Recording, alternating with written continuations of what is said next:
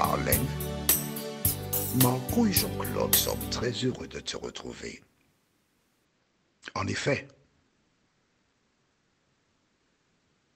Dieu nous a mandatés pour t'interpeller.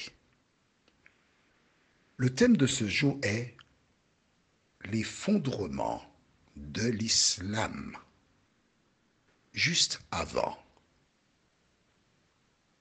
de prier, je te révèle les références, à savoir Matthieu 24, les versets 1 à 4, et Matthieu 24, verset 14, l'effondrement de l'islam. Matthieu 24, les versets 1 à 4, et toujours au même chapitre, le verset 14.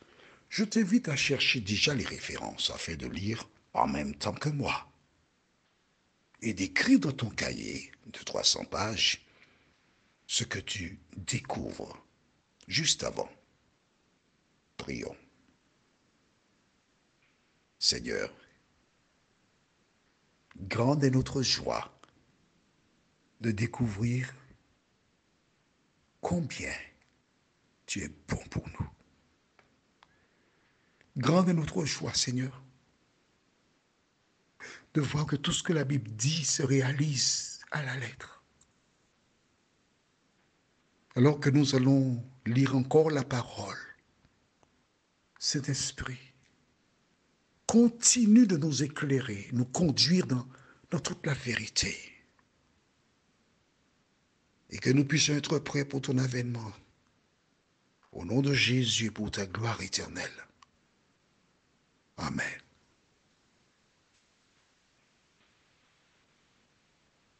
Je rappelle que toutes ces éditions très spéciales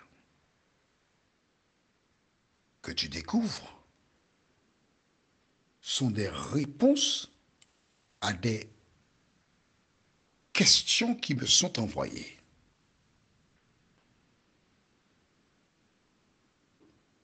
Donc, tu peux, à partir de ton portable, une fois de plus, taper « effondrement de l'islam » et tu verras des reportages où des milliers de personnes musulmanes se tournent vers le christianisme.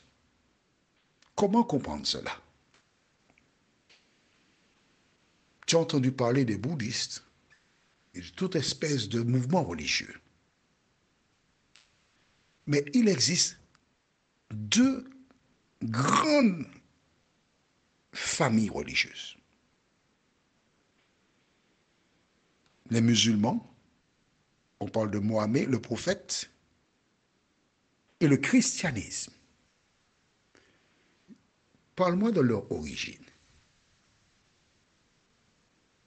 Pendant que tu réfléchis, tu découvriras que un jour Dieu a dit à Abraham, qui devint Abraham, lève-toi pars pour une contrée lointaine que je te donnerai à toi et à tes descendants. Dans le plan de Dieu, Abraham aurait un fils et tout le territoire serait à lui. Au fil des siècles, que s'est-il passé? Le diable utilise souvent, pas tout le temps, je dis bien pas tout le temps, hein, des femmes pour contrecarrer le plan de Dieu. Et c'est ici que l'épouse d'Abraham, qui devint plus tard Sarai et lui Abraham, lui dit, écoute, je suis vieille, je ne peux pas enfanter. Va vers ma servante, Agar. Fais un enfant avec Agar. Aux Antilles, il existe un proverbe qui dit, est-ce que tu demandes au malade s'il veut manger du bouillon? Il ne mange rien, mais tout ce qu'on donne, il prend. Abraham a été vers Agar. Un garçon nommé Ismaël vint au monde. Et 13 ans plus tard, Isaac vint au monde. Après Ismaël, Abraham eut d'autres enfants. Et c'est le territoire qui devait être totalement à Isaac, a été partagé avec plusieurs descendants d'Abraham. Le seul qui a mis en place le christianisme, c'est Isaac. Les autres enfants d'Abraham donnèrent naissance à l'islam. Est-ce que tu as compris? Donc il y a deux grandes familles. Et l'islam est en opposition avec ce que dit la parole. Au niveau des musulmans, certains déclarent, lorsqu'il y aura la guerre sainte, il faudra convertir tous les hommes, quitte à tuer ceux qui ne veulent pas accepter l'islam. Alors que le christianisme a laissé les hommes libres. Hein. Écris dans ton cahier, Deutéronome 30, verset 15. Deutéronome 30, verset 15 déclare, « Vois, je mets aujourd'hui devant toi la vie et le bien, la mort et le mal. » Tu es libre. Tu fais ce que tu veux. Pendant des siècles, l'islam a progressé. Mais, lorsque j'ai regardé cette petite vidéo, j'ai vu des personnes se donner à Jésus de Nazareth. Et ça m'a permis de comprendre et de toucher du doigt une parole que nous découvrons maintenant dans Matthieu 24. Les versets 1 à 4 déclarent, « Comme Jésus s'en allait au sortir du temple, ses disciples s'approchèrent pour lui en faire remarquer les constructions. Mais il leur dit, « Voyez-vous tout cela? Je vous le dis en vérité, il ne restera pas ici pierre sur pierre qui ne soit renversée. » Il s'assit sur la montagne des Oliviers, et les disciples vinrent en particulier lui faire cette question. « Dis-nous, quand cela arrivera-t-il et quel sera le signe de ton avènement et de la fin du monde? » Jésus leur répondit, « Prenez garde que personne ne vous séduise. » Est-ce que tu as compris ce que nous avons lu? Les 12 disciples qui étaient avec Jésus savaient que le monde ira un jour vers sa fin. Et ils posèrent la question à Jésus. Dis-nous, quand cela arrivera-t-il et quel sera le signe de ton avènement et de la fin du monde? Maintenant, s'il n'y avait pas l'avènement de Jésus, ni la fin du monde, Jésus aurait dit à ses disciples, vous vous trompez, il n'y a pas ça, hein? Ça n'existe pas. Mais qu'est-ce qu'il dit? Prenez garde que personne ne vous séduise. Et si tu lis le verset 5, il dit, car plusieurs viendront sous mon nom disant. Donc la fin du monde, c'est quelque chose de réel. Je profite pour embrasser Tante Anna. Je vais envoyer ce message en avant-première à Marco pour qu'il puisse saluer Tante Anna de ma part. Tante Anna, elle a la Bible. Elle parle de la Bible.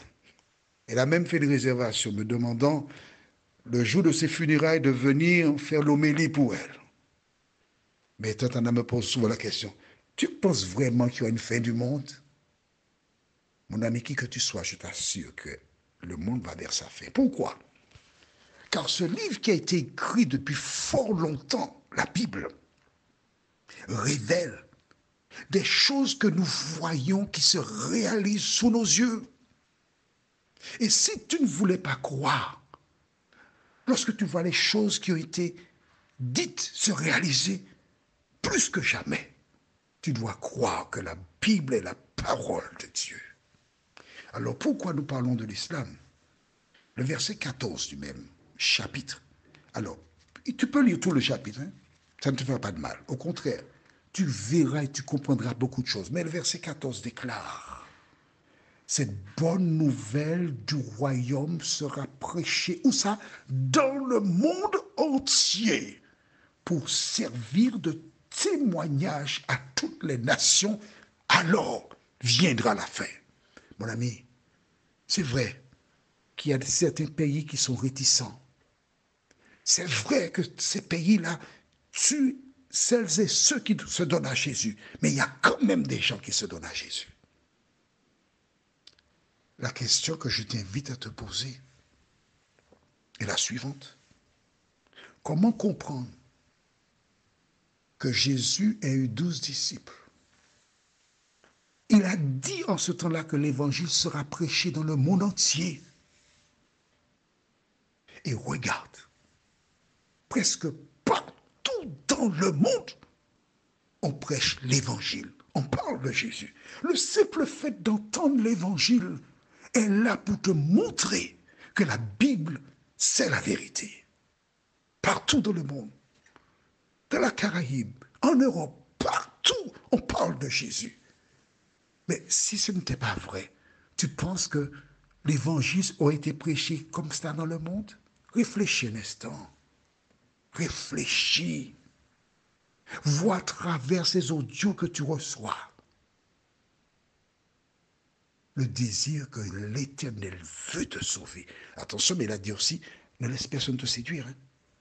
Avant de te joindre à un groupe, lis la Bible dans sa totalité. Mets en pratique ce que tu lis. Et si tu as une question, je te donne un numéro de téléphone. C'est le mien.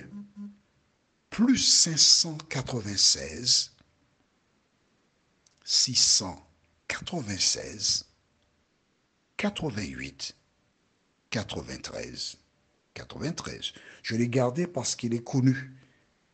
Je reprends. Plus 596 696 88 93 93. Tu m'envoies un message par WhatsApp, je te répondrai. Mais ce que je voudrais te dire, mon ami, ne tarde pas. Donne ton cœur à Jésus. Prions. Notre Seigneur et notre Dieu, grande est notre joie. Beaucoup de personnes sont mortes sans avoir entendu ni vu des reportages qui indiquent que des musulmans se donnent à Jésus. Seigneur, béni soit ton nom. Merci parce que ceci est un signe qui nous démontre que c'est la vérité. Alors que toutes ces choses se réalisent, et d'autres que nous ne voyons même pas, Seigneur, de nous aider à nous approcher de toi, de nous aider à appliquer la parole dans nos vies, de nous aider à vivre avec toi, nous t'en prions. Au nom de Jésus, pour ta gloire éternelle. Amen. Que l'Éternel continue de te bénir et il me tarde de te retrouver. À très bientôt. Si Dieu nous